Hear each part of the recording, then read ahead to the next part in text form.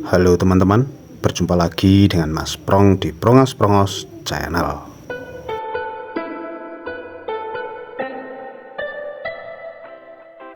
Pada kesempatan kali ini saya akan membahas permainan catur antara Irene Karisma Sukandar melawan Lee Ting Tan, Indonesia versus Malaysia.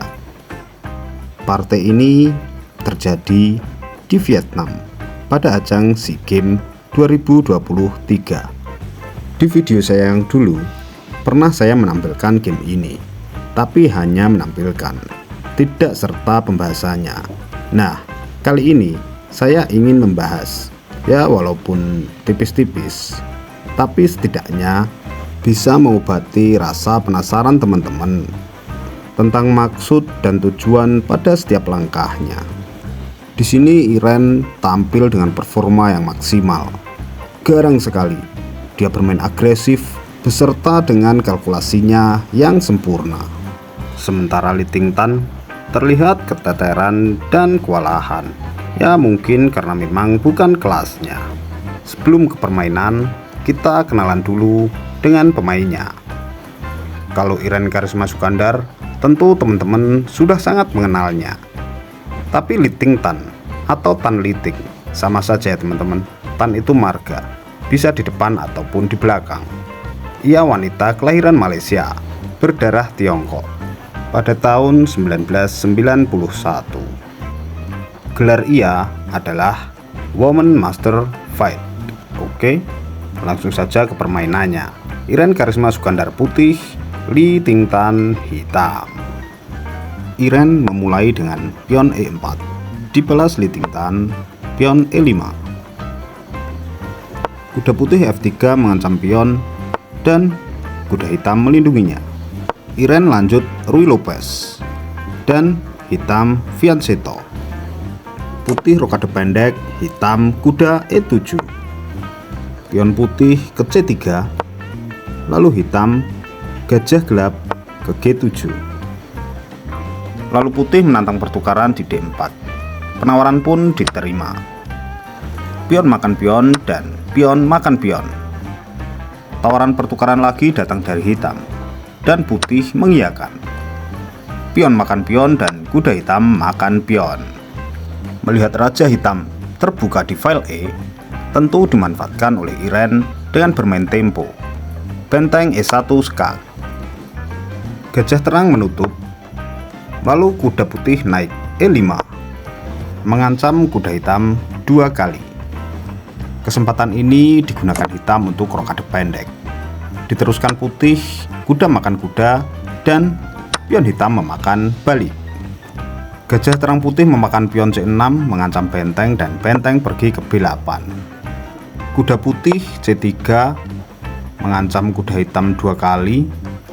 Dijawab hitam, benteng ke B4 mengancam pion. Coba lihatlah posisi ini teman-teman. Di lajur D seperti akan terjadi perang Baratayuda. Pion putih terancam benteng dan gajah gelap hitam. Kuda hitam terancam kuda putih dan gajah terang putih. Menteri saling bertatapan. Dan benar saja, Irene memulainya dengan gajah memukul kuda. Dijawab benteng hitam memukul pion D, mengancam menteri putih. Lalu coba tebak, apa yang dilakukan oleh Irene? Ya, gajah terangnya memukul gajah hitam. Sekilas terlihat seperti blunder.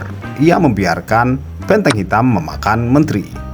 Dan setelah benteng putih balik pukul benteng hitam, kini ia mengancam menteri. Sehingga hitam tidak ada kesempatan untuk memukul gajah. Ia harus menyelamatkan menterinya. Menteri kabur ke H4, gajah kabur ke B3. Putih hanya kehilangan menteri, sementara hitam kehilangan 1 benteng, 1 gajah, dan 1 kuda. Menteri bernilai 9, 1 benteng 5, gajah dan kuda masing-masing 3. Artinya hitam kalah 2 poin di perang Baratayuda lajur D. Ternyata kalkulasi Irene jamik juga, dapat memperhitungkan beberapa langkah ke depan. Lanjut gajah gelap hitam ke D4, menekan pion putih F2 2 kali. Iren menjawab dengan gajah gelapnya ke E3, menghadang laju gajah gelap hitam. Gajah memukul tentu dipukul balik oleh pion. Lalu Menteri Hitam kini ke E7 untuk mengancam pion E3. Simpel saja kuda D5 melindungi pion sekaligus mengancam menteri. Menteri E5 mengancam pion benteng putih ke C1, balik mengancam pion.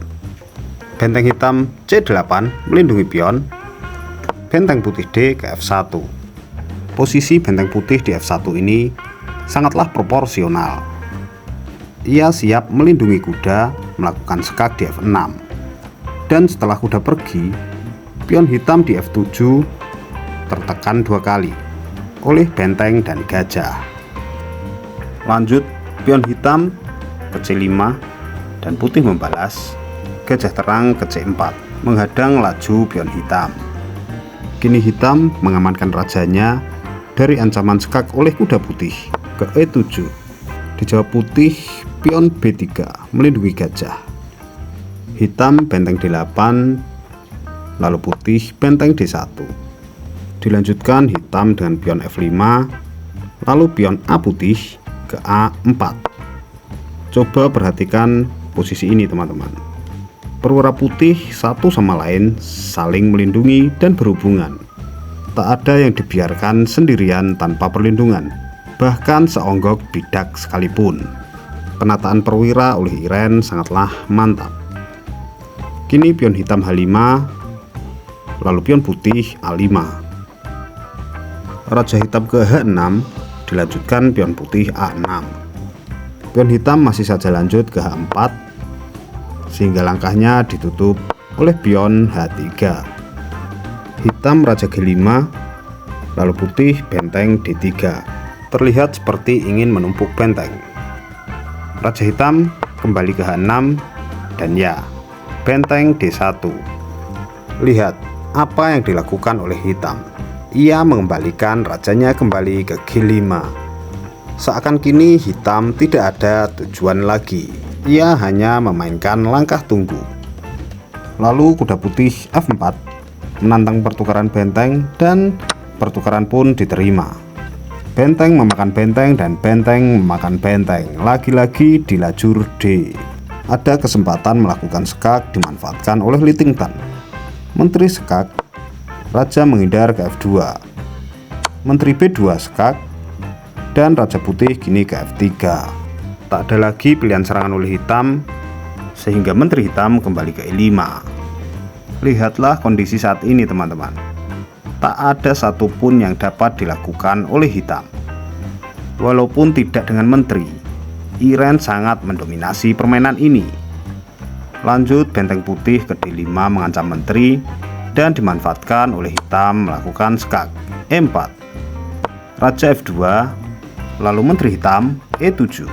Melihat ada kesempatan, Iren melangkahkan benteng ke D8. Ini bukanlah langkah pengorbanan ya teman-teman. Karena jika menteri hitam memakan, maka kuda putih akan ke E6 skak ster atau skak menteri. Tentu seorang master seperti Litington sadar akan jebakan itu, sehingga ia memilih melangkahkan rajanya ke H6. Sebenarnya langkah raja ke H6 ini juga tidak direkomendasikan ya teman-teman. Semua sudah pasti tahu apa yang harus Iren lakukan saat ini. Ya, benteng H8 skak, lalu raja G7, benteng putih ke G8 skak, raja kembali ke H7, lalu kuda putih mengancam menteri dengan memakan pion G6 dan menteri G6. Ini langkah blunder ya teman-teman. Coba tebak, apa langkah terbaik yang harus dilakukan oleh putih saat ini?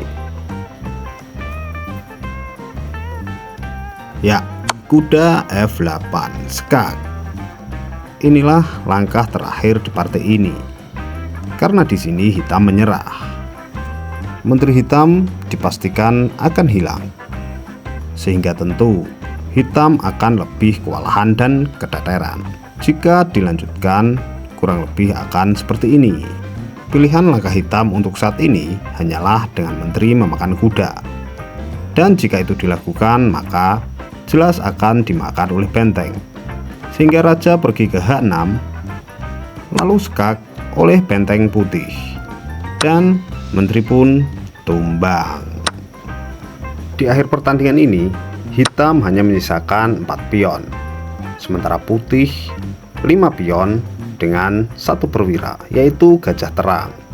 Tentu hitam tidak akan bisa mengimbangi permainan lagi. Oke teman-teman, bagaimana partai ini menurut kalian? Meski dengan tanpa menteri, Iren mendominasi permainan ini. Hingga Li Tingtan mengakui kehebatan Iren dengan cara ia menyerah. Satu pesan yang dapat diambil setelah melihat permainan ini: dengan saling mendukung, saling melindungi, dan saling mensupport antara satu sama lain, sudah barang tentu akan berakhir manis. Sekian dulu video ini dari saya. Kurang lebihnya mohon maaf yang sebesar-besarnya. Mohon kritik, saran, dan masukannya. Terima kasih sudah menonton dan wassalamualaikum warahmatullahi wabarakatuh.